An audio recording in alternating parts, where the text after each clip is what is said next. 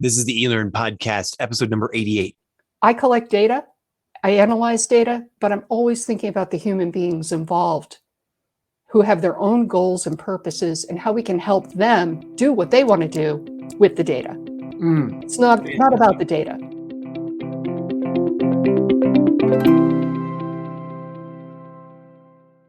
Welcome to the eLearn podcast. My name's Ladek, and I'm your host from OpenLMS. My guest for today is Elizabeth Dalton, the Learning Development Analyst at IntelliBoard. She's kind of a legend in the e-learning universe around data and analytics, formerly working on predictive analytics for Moodle. Before that, she worked as an instructional designer at Granite State College in New Hampshire. She's worked at Sun Microsystems, and let's just say she's definitely someone that you want to be listening to. In this detailed conversation, Elizabeth and I discuss how data is one of the tools we have to improve the quality of education and how it helps honor the agreements between teachers and learners and institutional outcomes. We also talk about how her role has changed, or not, when she transitioned from working at Moodle to IntelliBoard, and how she's remained data first in what she does. We also talk about what is analytics exactly, as opposed to things like educational statistics, for example. And how does it inform the learning experience before it's too late for the learner? We also talk about how data can help instructors who only grew up with the in-person experience and are now forced to operate online or hybrid, with things like whether or not learner cameras need to be on all the time. We talk about what does it mean to use data to help at-risk students and what exactly at-risk might mean in the various educational models that we work with at different institutions. We then discuss digital open badges and how these could significantly support many of the things that we all agree on in general, like common learning goals in a liberal arts education. We then discuss how and why we should never assume that the data systems that we have are smarter than the humans that they are involved with, and why this is incredibly important for using predictive analytics. And then finally, we end our conversation about how Elizabeth has some of the most fun looking at the wide variety of experiments happening with data and how we can make solid tools that everyone can use effectively to help learners. But before we get started, a quick word from our sponsors. The eLearning podcast is sponsored by the eLearn Success Series, a uniquely valuable set of events that bring together sector experts and thought leaders to offer solutions to the most critical challenges and issues at the intersection of education and technology. Get your free ticket to all 4 sessions at elearnsuccessseries.com. And OpenLMS, a company that provides world-class LMS solutions that empower organizations to meet education and workplace learning needs. Learn more by visiting openlms.net. So hello, everyone, and welcome to the eLearning Hot Seat, the eLearn podcast. My name is Ladek. I come for you from a company called OpenLMS. Many people also know me from a company called LMS Pulse. And we're here to have a live conversation with Elizabeth Dalton, who is now with IntelliBoard. You are the Learning and Development Analyst, or a Learning and Development Analyst at IntelliBoard. Maybe you're the Learning and Development Analyst. I'm not sure. I think I'm the only one with that title at the moment. Yeah. Well, Elizabeth, where do we find you sitting in the world today? I am in New Hampshire, about halfway between Boston and the Canadian border. I love that. That is fantastic. As most people know who's listened to this before, I'm sitting here in Mexico City. So I'm thinking our temperatures are somewhat different, but oh yeah, it's cold here. It is above freezing. Oh, that's nice. That's nice. I was in Colorado recently and in the mountains, and boy, the freezing thing. That's I've been living in the tropics for like a decade, and I just that's a tough one for me now. No, I like our seasons. So when people listen to the recording of this, just want to note that we're recording this at the top of February, sort of February 10th, and overall we're gonna be talking about data. Learning data, but specifically predictive and like predictive analytics, how you can use data to see into the future as a crystal ball. But I want to give you the opportunity to sort of just give us the 60 seconds about who you are for anybody who hasn't heard the name Elizabeth Dalton before. Like, I know that learning data is your passion, but where did you come from? Like, kind of give us a little bit about you. Sure. So many people will know me from my work at Moodle, where I worked on predictive learning analytics. And prior to that, I worked at a university Here in New Hampshire, we have a university system which consists of a number of institutions, and one of them is Granite State College, which, despite the name college, does include university level courses, including doctorates. And I started there as an instructional designer, which is work that I've been doing off and on for the last 25 years or so. Mm-hmm. But when I arrived, they had just switched from Blackboard to Moodle, and they had done it very, very rapidly in response to a sudden budget cut. Mm-hmm. So instead of having to lay people off when the State Department cut their budget, they said, Blackboard to Moodle, make it happen, 6 months, which is insanely fast as a transition. But they did not have a Moodle system administrator when they did it. Mm. They went with a good Moodle partner at the time, and they moved everybody over to Moodle, got all the courses up and running, but a lot of people were unhappy. And I realized it was because people didn't understand what a system like Moodle could do for them. They didn't understand how to customize it. They didn't understand how to extract data from it to help them make decisions. So I started in between my instructional designer job, working with faculty to help them get their courses online. I started tweaking the Moodle system. This wasn't my first rodeo. I've actually tweaked various learning management systems over the years. I had worked for Southern New Hampshire University, another company that advertises all over the place. And I had worked on developing reports for them using, at the time they were using Blackboard. So I'd written SQL reports for their data to help them understand what was going on. And in previous life, I worked for Sun Microsystems, now owned by Oracle, and did in technical instruction and data analysis about instruction and the effectiveness of instruction for them. So I've been part of the education world and the education data world all along, all through my professional career. My first professional gig was working for a local school district, writing IEP, independent evaluation plan software, tracking software for the local school district to track the plans that they had in place for all of their special needs students.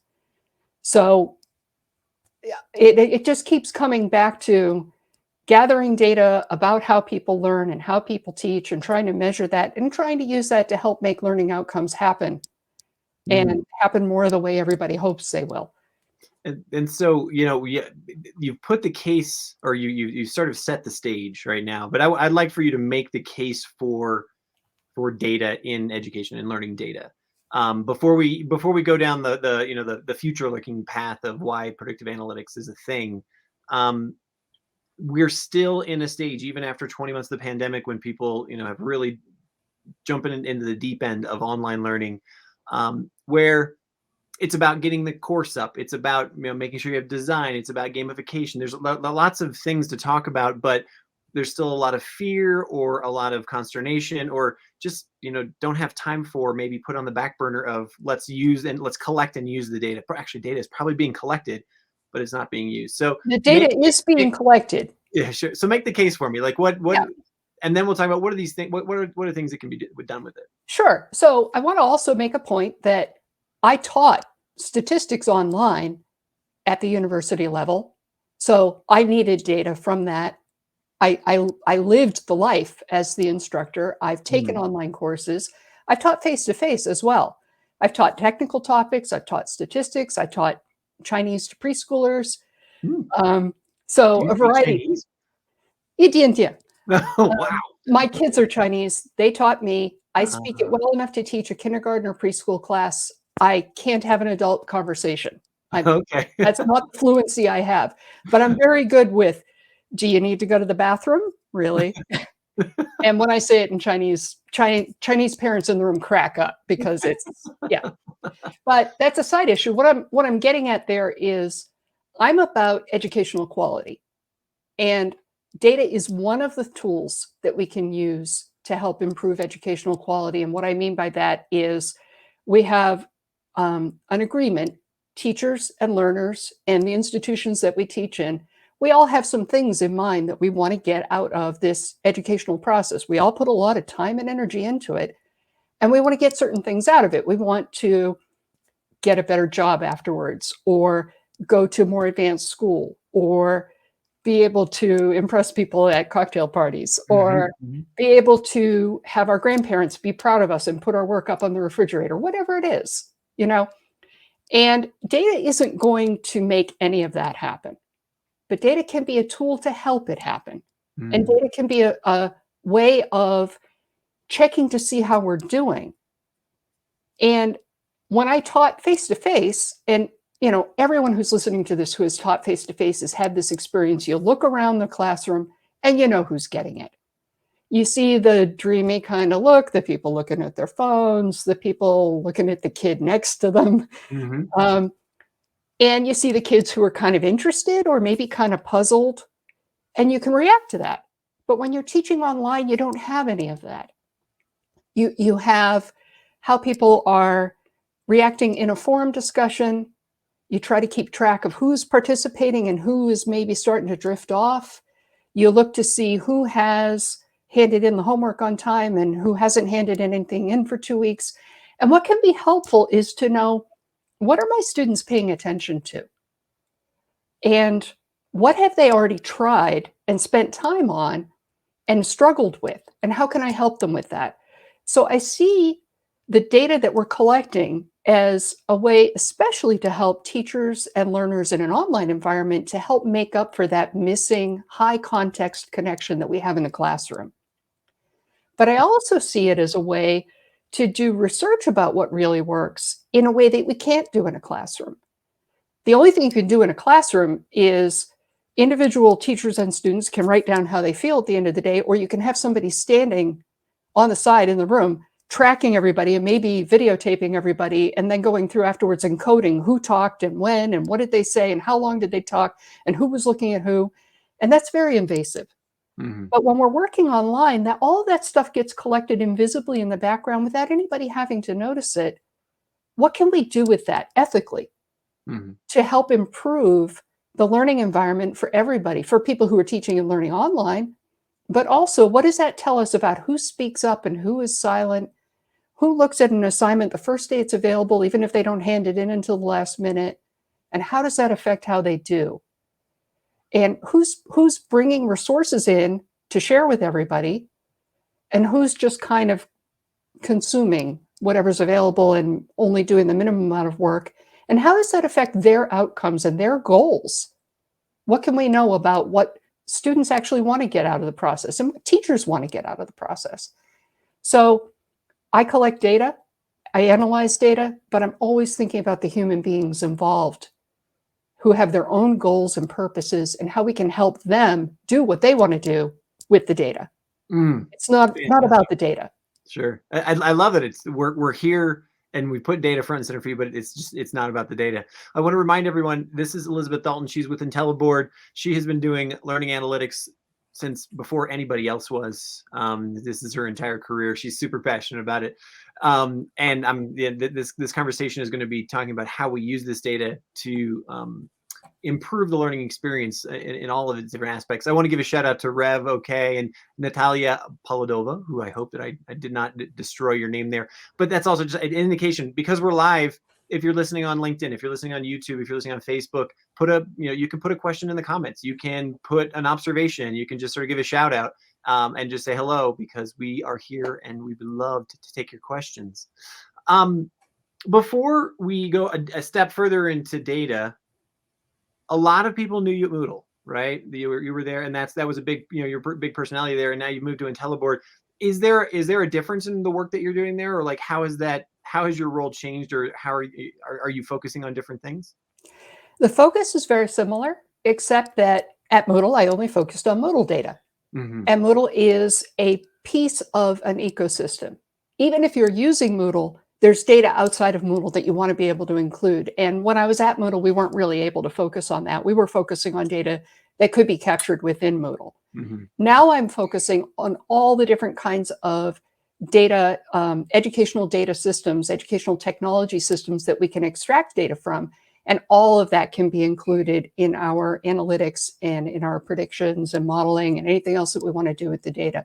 So I feel like it's a much better place to be standing to try to see the whole picture of what's going on in technologically mediated education, wherever that's happening, and be able to include data from more different sources and make a more coherent, holistic picture. Hmm. Is there, I mean, maybe this will be a little curveball. Is there any like sort of aha moment that you've had, like when you stepped out of just sort of the Moodle ecosystem and you started looking at this wider set that you didn't see before, or they just kind of really jumped out at you, or certain challenges or anything like that? I would say more it was a, oh, finally kind of moment. I mean, I loved working at Moodle. Sure. But I couldn't do anything with the data that was outside of what we had at Moodle. And I had colleagues and people who were always contacting me and saying, but I want to be able to use this other data, and I couldn't do anything to help them. So now I feel like, all right, well, only for people who are working with IntelliBoard, but within that context, I'm doing research and offering workshops that could apply to people even who aren't using IntelliBoard. I happen to think IntelliBoard is a good product and is a great way to gather all your data in one place so you can do something with it.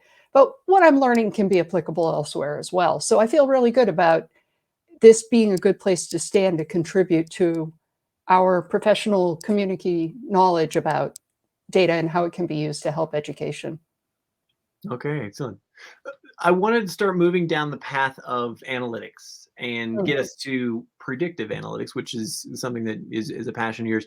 But I think there's an interim step there. So Sure.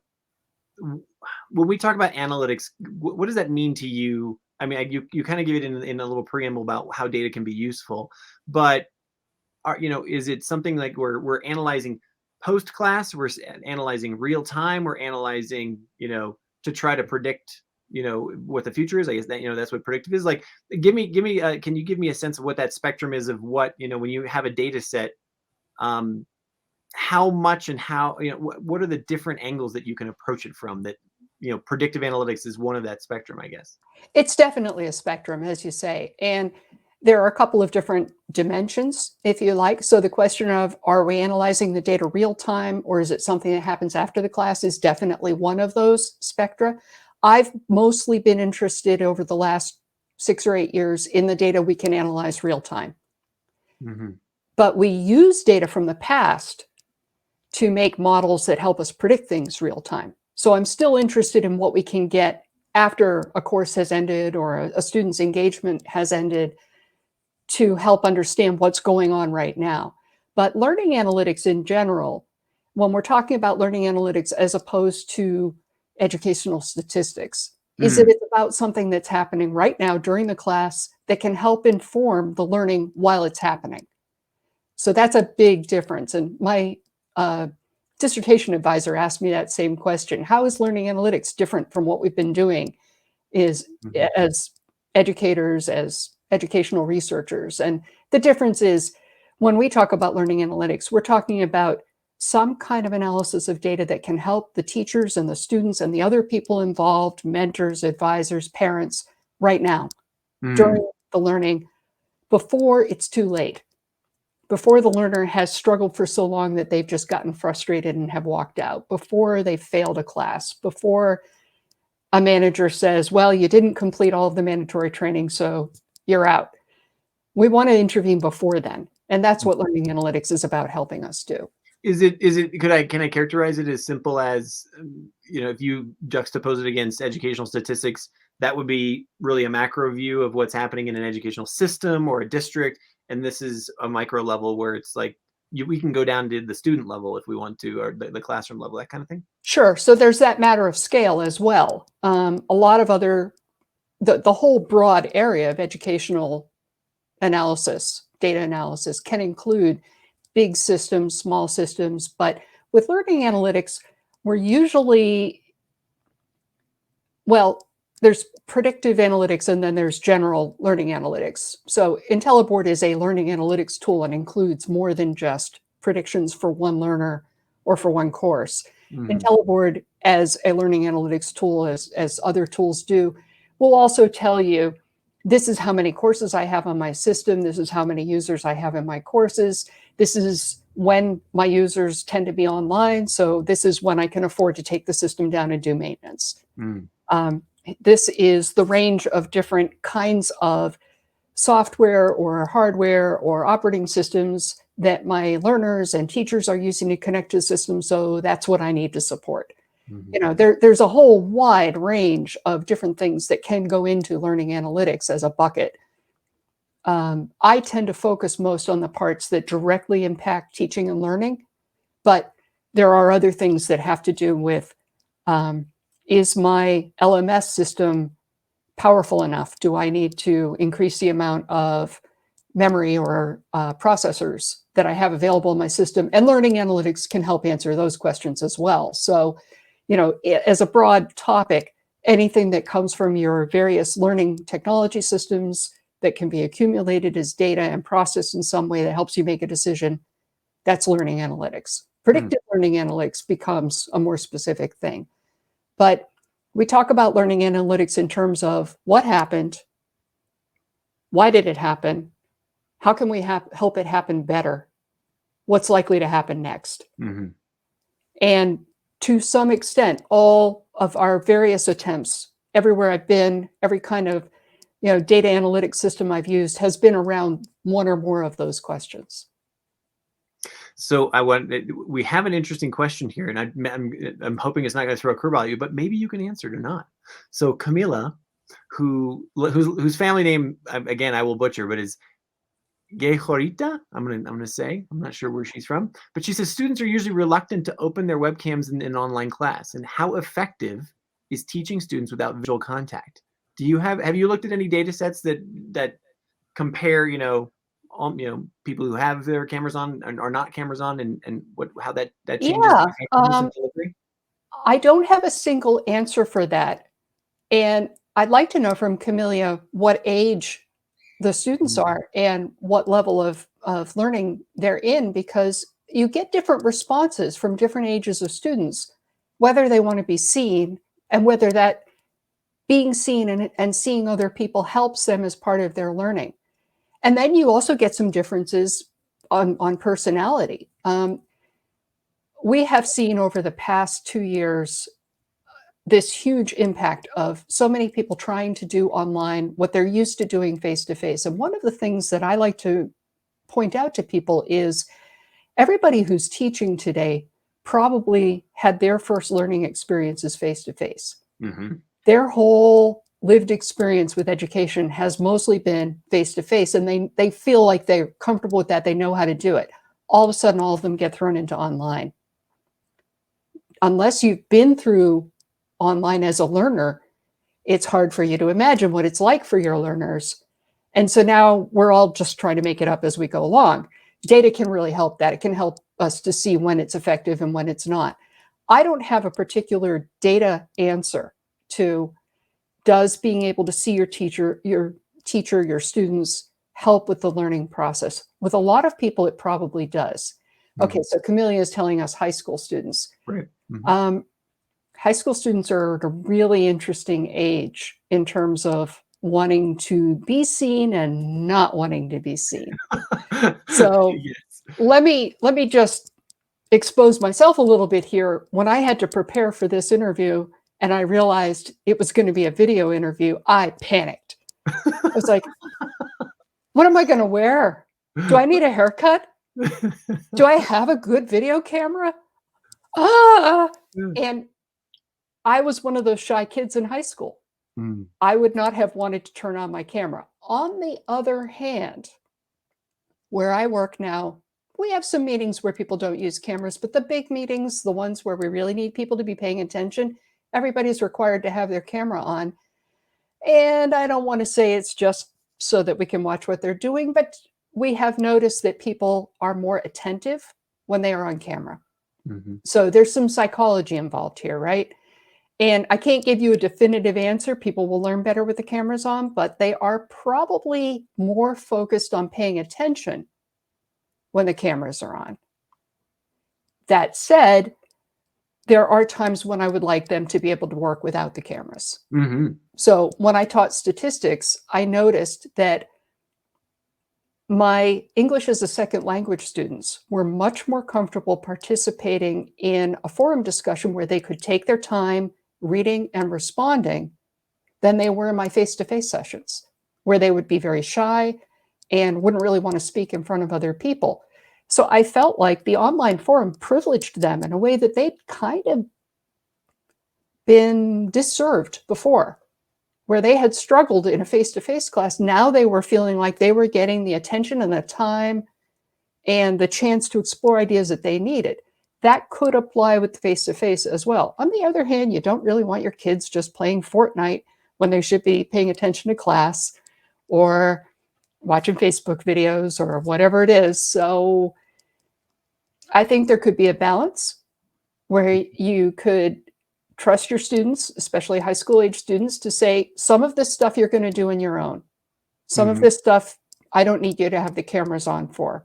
But when we have a conversation about a book that we all just read and we want to really engage, let's turn the cameras on so that we can meet each other and be sharing this conversation about something that we want to talk about. So let's try to balance. Let's try to give the kids a little bit of space to think about things on their own and not feel like they have to be on camera all the time. But let's also help them learn to use the camera as a focusing tool and say, yes, now is a time when I am going to be paying all of my attention to this particular topic. And I'm going to have the camera on so that you can see that you have all of my attention. And eye contact is something that humans are just wired to look for. If I'm making eye contact with you, you know that I'm paying attention to you. I'm watching your facial responses. I'm trying to make sure that you understand what I'm saying. And I'm showing you with my facial responses and my hands, which I wave around way too much, that I'm enthusiastic about what I'm talking about. I'm engaged. And I wouldn't make my kids, if I were teaching high school right now, I wouldn't make them be on camera all the time, but I would ask them to be on camera at least part of the time. I might start by having a conversation with those kids and say, when do you think we ought to have the cameras on? That depends on the maturity of the kids. Sure. You know, sometimes you can do that with a class and sometimes they're just not there and you have to, you know, you're at the end of the week, the principal's going to come to you and say, so, you know, how are your kids doing? You need to be able to say, you know, you don't want to get a call from a parent saying, hey, you know, our kids haven't been doing anything all week and the teacher hasn't even been paying attention. Teacher never made them have their cameras on. Right. So we've got some different players, some different stakeholders, people with interest in the educational process. We can have more conversations about this. I guess that's the short version of what I'm trying to say. The different people who are involved in the education process can have a conversation as much as possible and negotiate and decide together what's the best way that we can make use of this technology, whether it's cameras or an online forum, or whether we use quizzes with tight time limits, or we leave our quizzes open book, but we make the questions deeper so that they can't just be answered by looking them up in a book. You know, different things that we can do, and we can try to work together to decide. I think this has given us a really good opportunity to notice how many unconsidered assumptions we had about learning and teaching. And now we have a chance to try to look at some of those things and say, you know, I think we could do better. And I also love that how it's, you know, I want to thank Camila. She said she's from Romania, you know, how it also opens up. It's just another indicator of the shrinking world that we're in, and, you know, our connectedness to others as well. And our ability to reach out and say, you know what, my students may be dialing in from literally every continent at the same time. You know, and so what are the different needs that they have in terms of time zones and, you know, when they're going to be able to engage or how they're going to be able to engage, especially at the adult learner level. I think that becomes more and more prevalent because we are mobile and we are remote at the same times. I want to remind everyone that we are actually live right now with Elizabeth Dalton from IntelliBoard. You know, we have had a couple of questions come in, but thank you very much. If you do have a question, an observation, anything that you'd like to say, please put it in the chat. If you are on Facebook, LinkedIn, or YouTube, we do see them. And as we just said, we love to try to respond to them if we can. I want to move our conversation into the predictive universe because that's where we're at, and that's what we really want to talk about. whenever I hear the term predictive analytics, the first thing that jumps on my mind, I think is the same for a lot of people, which is like the at-risk student, right? Yeah. What does this mean, the at-risk student, and how we identify them and then provide them support to either mitigate or move them in a different direction or find a different path for them. What's this mean for you? Like, is this, is it the same in every situation? Does it matter between, what age they are? Sort of break that down for me. Sure. So the first thing that I want to draw people's attention to is at risk of what? Mm. And what's the goal of your educational system? Now, when we're talking about K through 12, we really kind of have a goal that we want everyone to be successful in their courses and complete and graduate, because we have come to an agreement as a culture that public education, or a K through 12 education, a certain amount of education, is something we want everybody to have. When we go beyond the K through 12 environment to higher ed, we have differences of opinion about what that education is for. So at your Ivy League kinds of schools, they only take the students that they consider to be the best, and they only pass the best of the best. And keeping the value of their credential high is part of their process. So if they were handing out A's to everybody, they would consider that to be a problem, because that's not what that school is promising to its students or to the community at large. A Harvard or a Yale is promising to identify the best of the best and give the highest credentials to the very best, the students that they consider to have the most capability. When I worked at Granite State College, we were an adult learning higher education institution, and we were really more trying to help everybody succeed. So every student who came to our classes, as much as possible, we wanted them not just to get an A, not just a written letter, but to actually learn whatever it was that they needed to learn, to go on and do whatever it was that they hoped to do, that they came back to us for a college education in order to do that. It was kind of a weird sentence, but makes sense. I think we get it. It's a difference between an academic curriculum and a social, what we call sometimes a social efficiency curriculum, where an academic curriculum is about identifying the best scholars or the best possible practitioners in a field. And a social efficiency, or what I call a pragmatic curriculum, is about trying to help everybody meet a certain standard. So if you're going to give them more than one chance to take an exam, you let them do that, as long as they're studying in between. And ultimately, the point is to help everybody succeed. Now, those aren't the only two models. You also have a very learner-centered, individualist kind of model, where you're trying to help every student grow the best way that they can grow. We see this a lot more with elementary schools, Montessori-type schools, a lot of very individualized programs. The Antioch universities are a series of universities that did this, where the point isn't to identify the most exalted students or to have everyone meet a certain standard, but to have everyone identify their own goals and to help work with them to set those goals high and to help them reach their own goals. I don't know of any LMS that actually focuses on that group of students and that kind of learning right now. It's something that we're talking about trying to add as an add-on app at IntelliBoard to help students set goals and to track how well they reach goals. We see that more in e-portfolio systems like Mahara, where it's about helping students collect and curate their own work and evaluate their own work and try to improve their own work. But there really isn't that sense of setting goals. We see that more with competency-based learning.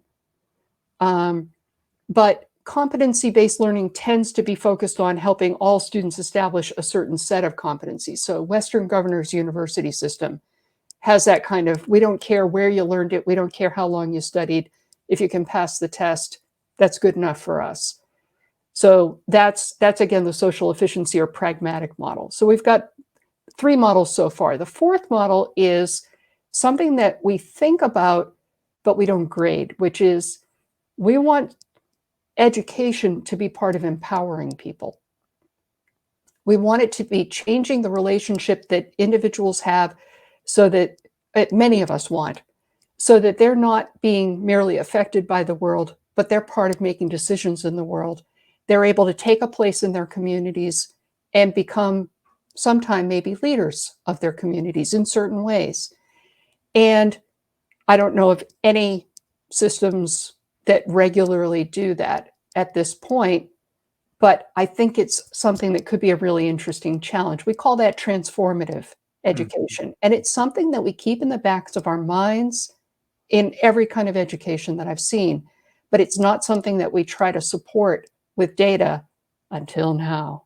I was just going to say, like, I don't even know what would be are there proxy indicators for empowerment that, like, what is? Well, there can be some predictors, like how often do people participate in conversations? Is one person dominating the whole conversation, or is everybody having a voice? There are kinds of open pedagogy where we start the course by asking everybody what they want to get out of it, and the class works together to define some goals and to choose a curriculum, and they work together and develop some ideas, and that automatically helps bring everybody in as more of a full participate in the learning process, because they're helping to define what that process is. Our school system, at least in the United States, doesn't prepare people to participate in that kind of environment. So very often the first couple of classes that students are in, they can even get very frustrated and say, would you just tell me what I need to do to get an A? And I've had my students say that to me. I want to give you a real world story. Everybody who's listened to the podcast before knows I got 3 kids. Before we lived here in Mexico, we lived in Thailand. And the school that my children went to has one of these open curriculums, right? It's sort of has one of these open pedagogies where, it's going to be a self-discovery, self-directed type of learning. And I cannot tell you the number of times I spoke with, especially American expatriates, they're just like, why are my kids not doing, the multiplication tables, and where's the spelling homework and this and that, where you're Right. just getting, whereas the school, clearly sets out, how it teaches and what it teaches, and the methodology it uses. But it was really hard for them, unfortunately, to come up with the data answer for these Right. parents, these concerned parents, to say, look, we can show your child is progressing, Right. and it's and most often the response was, trust in the process. And Yeah. that was It's a frustrating. hard sell for many people, especially coming from much more authoritative, results-oriented kind Sure. of. Right, if you have criteria that you can measure against, it Right. just becomes clear whether or not that's good for the student or not. But Mhm. I So here are a couple of things that I think we could work on to try to help bridge that gap between people who are looking to see evidence that their kid is learning, or that they're learning, or whatever, and wanting to give students more of a voice in designing their pedagogy and having an open system.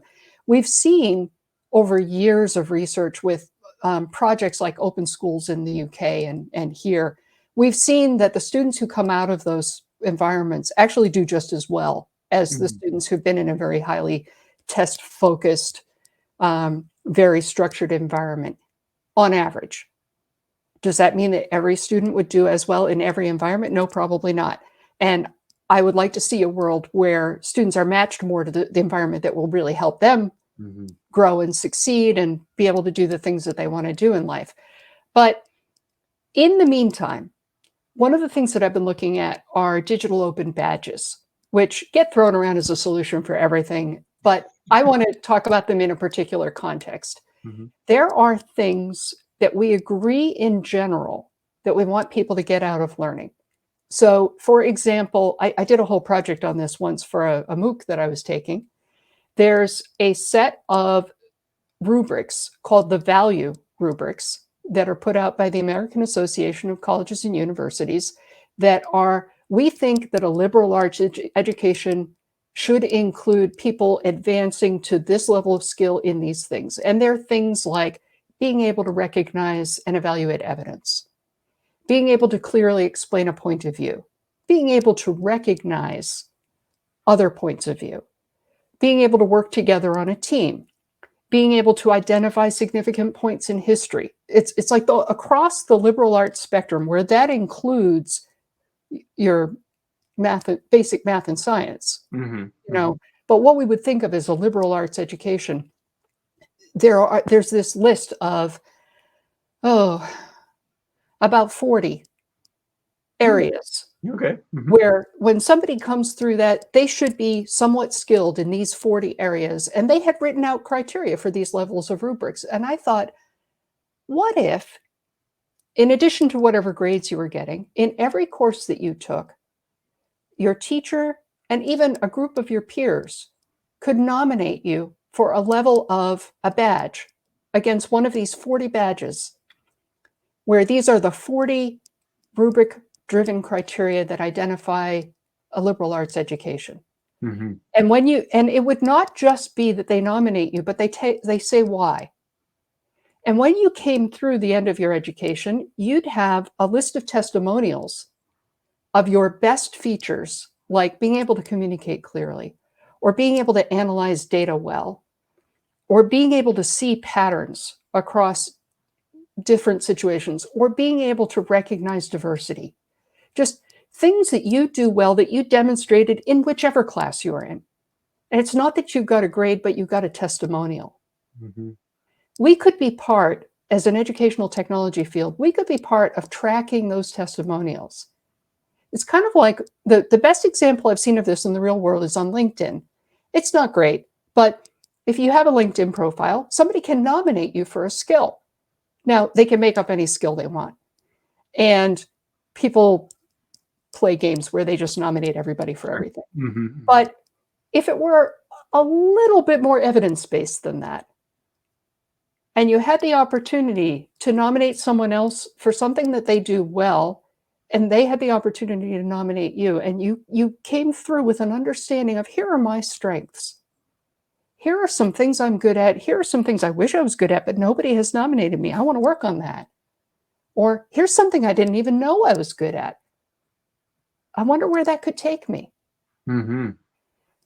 Systems could be part of helping to record those testimonials and helping to record the evidence and give people a way to present that evidence, so that we could be recognizing not just I passed an exam on a particular topic, but the way I passed the exam shows that I'm good at analyzing data from a lot of different sources and synthesizing it. Or I can recognize that in one of my learners. And if a couple of other teachers in different courses also recognize that, that's a learner who has a credential they can take to a hiring manager and say, across the board, my peers and my teachers have said, I'm really good at pulling a team together and listening to everybody's point of view and coming up with a consensus. That's my strength that I can bring to you. And we give people more chances. When we recognize that that's part of learning, we start to make more space for it in our learning. And we give people more chances to try to be good at those things. And then we give them a chance to show off that they're good at those things and take those on and use them in life. So that's a really different direction. We've taught, that's the fourth kind of curriculum.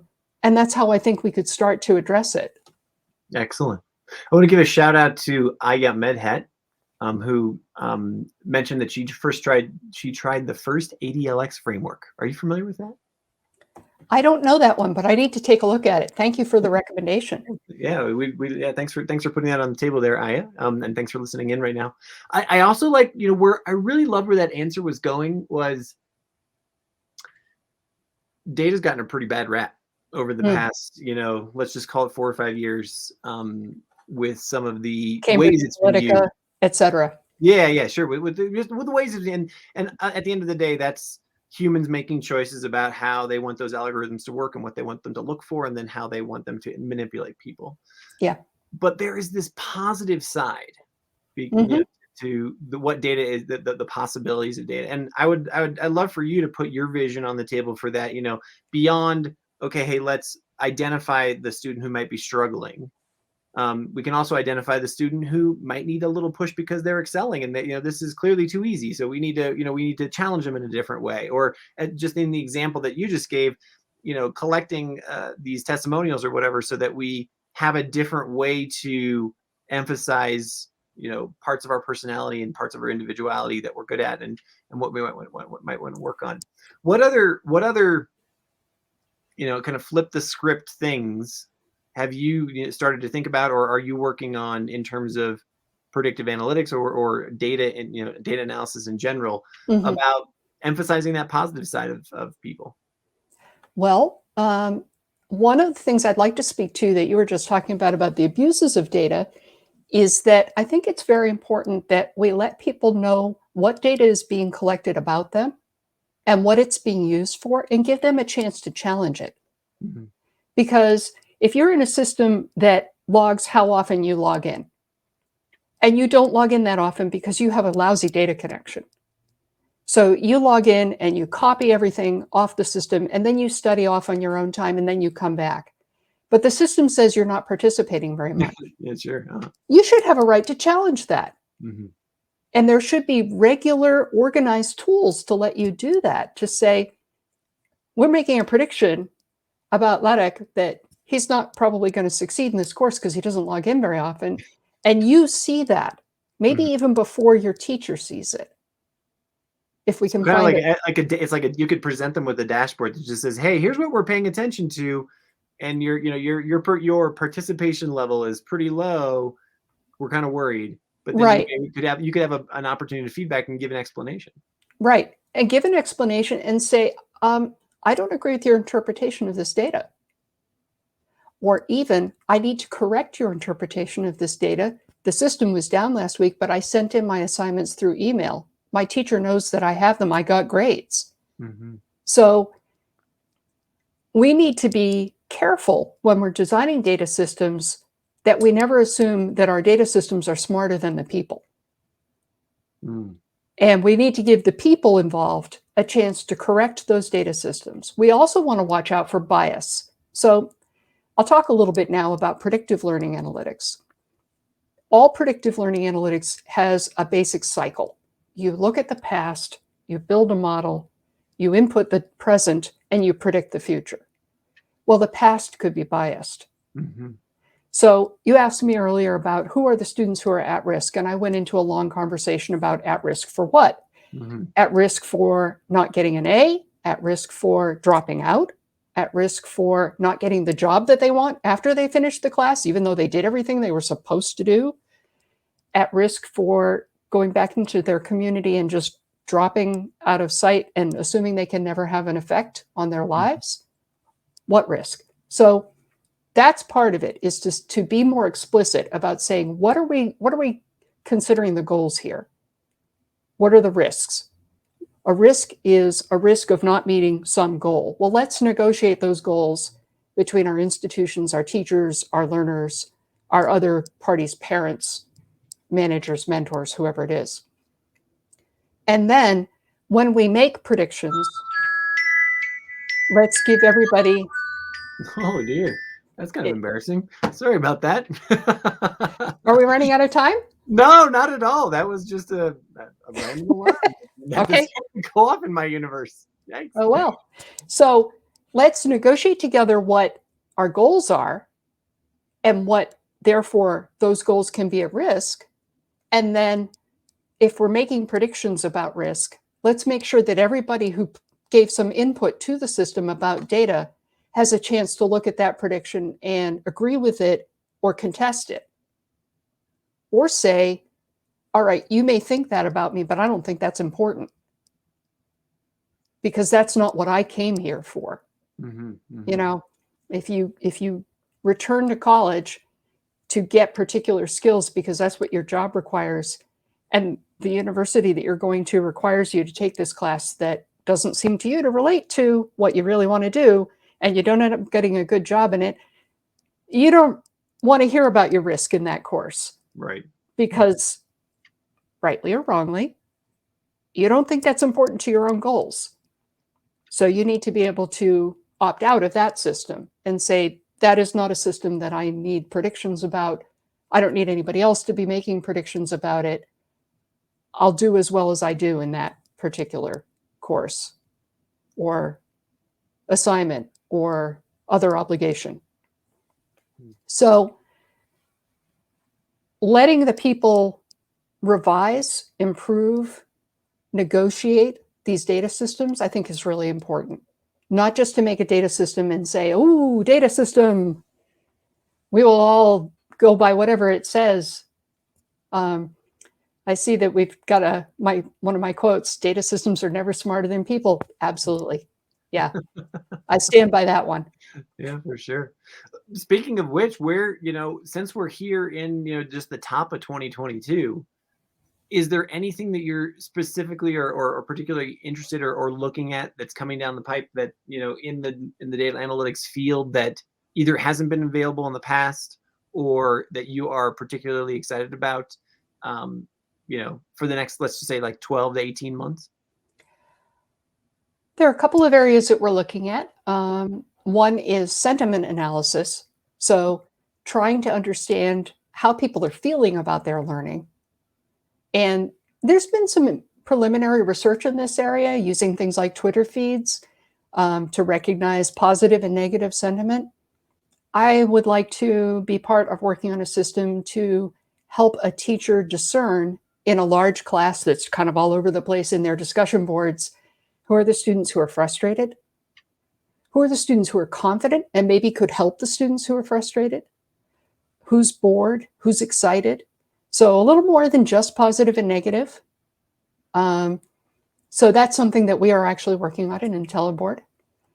We're working on something called algorithmic data stories, where we want to look at a big pile of data and extract out the most salient parts of that and put them together in maybe a narrative with an accompanying chart to say, okay, lots of things are happening on your system today, but here are some highlights that we can see from a statistical point of view. These are unusual data points, or they're unusual compared to what happened last week, or early days. We're experimenting with this, but to try to say, you've got a big, huge pile of data. What's the most interesting about it?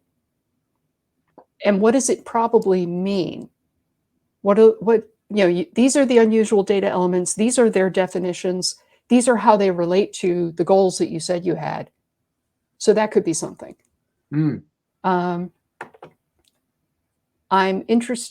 really interested in looking at more social network analysis. So we've had a couple of attempts at this. Lots of good research has been done, and not so many practical systems. When I worked at Moodle, I think there were 3 or 4 different plugins that came and went, and none of them that are currently available, that would look at your forum discussions and say, who's talking to who, and show you a graph with like one circle for each person and little connected lines saying who's communicating with who and how much. Teachers find this hugely helpful.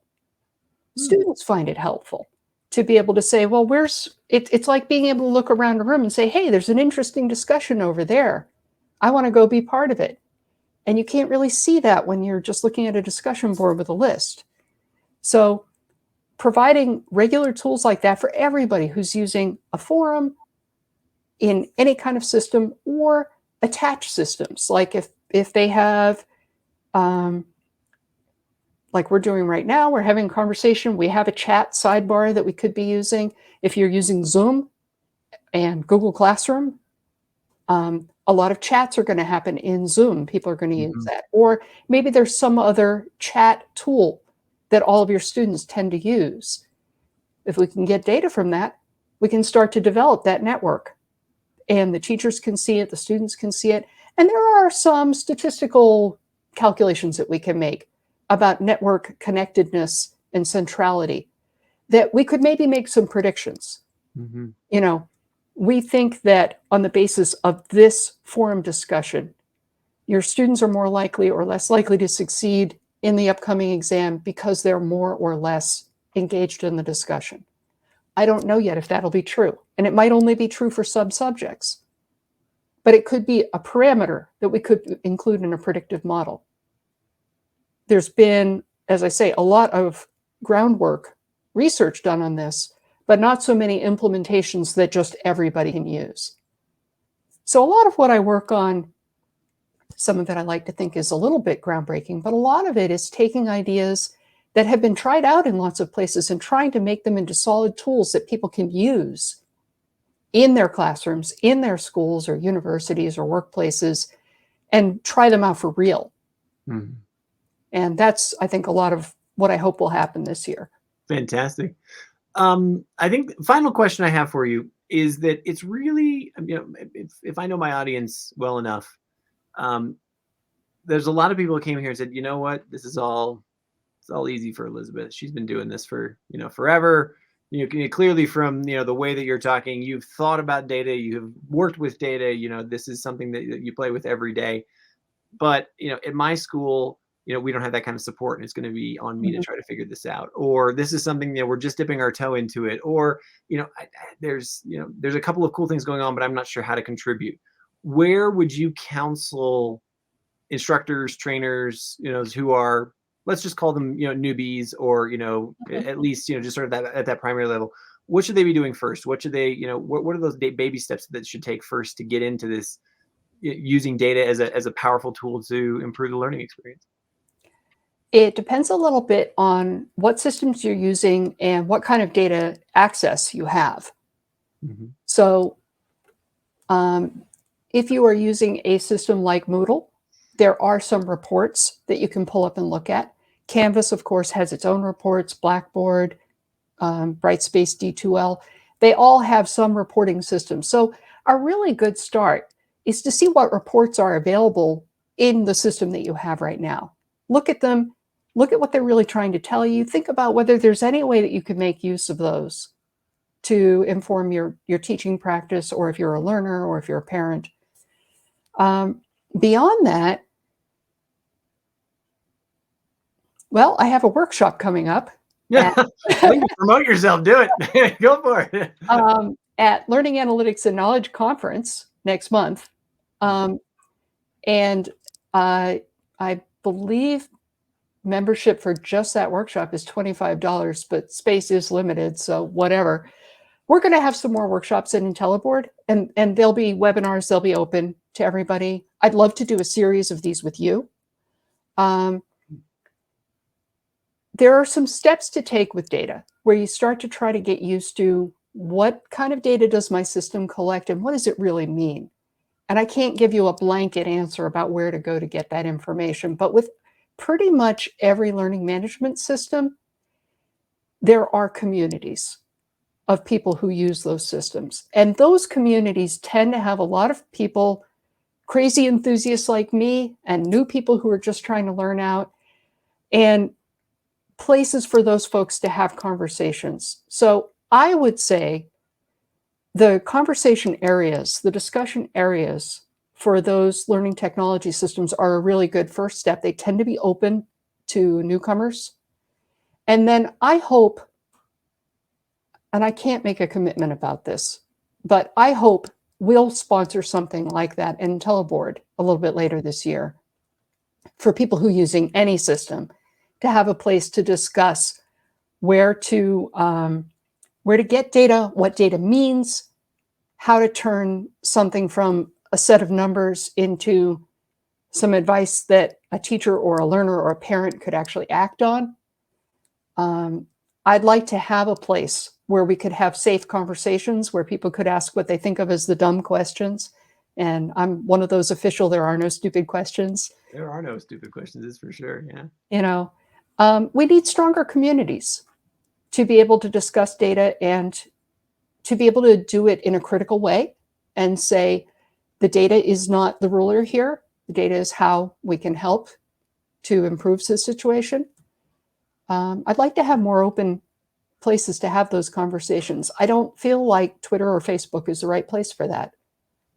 I'd like to have a more focused discussion environment where people can talk about data and question it and maybe come to some consensus about what we'd like to use to measure things. Fantastic. I'm going to put a pin in it there. I think I want I want to take you up on your offer of maybe let's create a series out of this, and we can Yep. talk about all these different from the very basic to the really complex in Mhm. data and learning. But Elizabeth Dalton of IntelliBoard, this has been an incredible conversation. I am fascinated even more than I ever was before, and I can't thank you enough for taking the time out of your day to talk with us. Thank you so Thank you much. so much for having me. It's been a pleasure. Thanks again for tuning into today's episode of the eLearning Podcast. If you like what you heard, please do me the favor of following us on LinkedIn, Twitter, or whichever social media you prefer. Also, if you're interested in diving deeper on e-learning, I encourage you to get your free ticket to the eLearning Success Summit, where there are more than 70 hours of presentations on best practices. Just go to elearningsuccesssummit.com. And then finally, for the latest news, information, and resources about e-learning, come subscribe to our newsletter at lmspulse.com. Thanks.